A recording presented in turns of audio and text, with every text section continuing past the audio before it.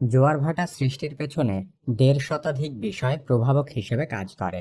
তবে তার মধ্যে ৩টি বিষয় সবচেয়ে গুরুত্বপূর্ণ। তা হলো চাঁদ, সূর্য এবং আমাদের পৃথিবী। এই ৩টি মহাকাশীয় বস্তুর পারস্পরিক প্রতিক্রিয়ার উপর জোয়ার ভাটা নির্ভরশীল। তবে জোয়ার ভাটা সৃষ্টির জন্য সবচেয়ে বড় ভূমিকা চাঁদের। খ্রিস্টপূর্ব ১৫০ সালে মেসোপটেমীয় সভ্যতার জ্যোতির্বিদ সেলিউকাস সর্বপ্রথম ধারণা করেছিলেন যে জোয়ার ভাটা সৃষ্টির পেছনে চাঁদের অবদান আছে। পৃথিবী এবং চাঁদের ঘনিষ্ঠ অবস্থানের ফলে এই দুইটি বস্তু একে অপরের দিকে টানতে থাকে। এই বল আমাদের পৃথিবীর কঠিন বস্তুসমূহের উপর যথেষ্ট প্রভাব বিস্তার করতে না পারলেও তরলের উপর বেশ কার্যকর হয়। চাঁদের আকর্ষণে সমুদ্রের বিশাল জলরাশি চাঁদের দিকে খানিকটা সরে যায় এবং তখনই জোয়ারের সৃষ্টি হয়। ঠিক একই সময়ে চাঁদের বিপরীত পাশে মহাকর্ষ শক্তি কমে যাওয়ার কারণে সেখানেও পানি ফুলে উঠে জোয়ারের শুরু হয়।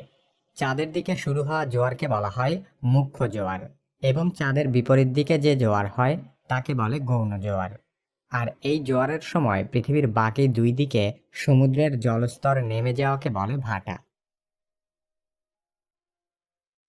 জোয়ার ভাটার খেলায় চাঁদের প্রভাব সবসময় একই রকম থাকে, কিন্তু এই প্রক্রিয়ায় যখনই সূর্যের প্রভাব পড়ে তখন জোয়ার ভাটায় বেশ পরিবর্তন লক্ষ্য করা যায়।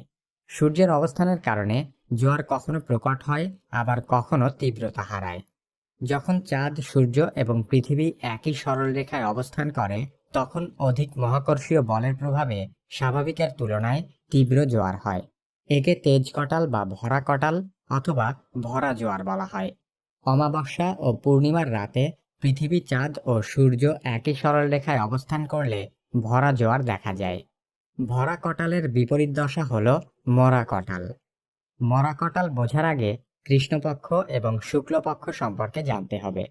অমাবস্যার পরের ১৫ দিনে চাঁদ যখন ধীরে ধীরে বড় হতে থাকে তাকে বলা হয় শুক্লপক্ষ।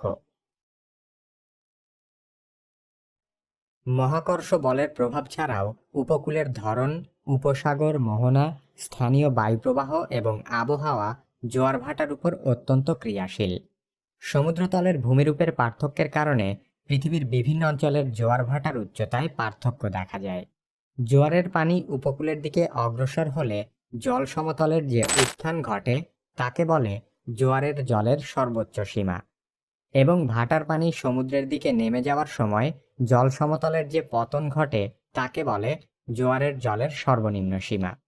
যে কোনো উপকূলীয় এলাকায় প্রতিদিন ২ বার জোয়ার এবং ২ বার ভাটা দেখা যায়।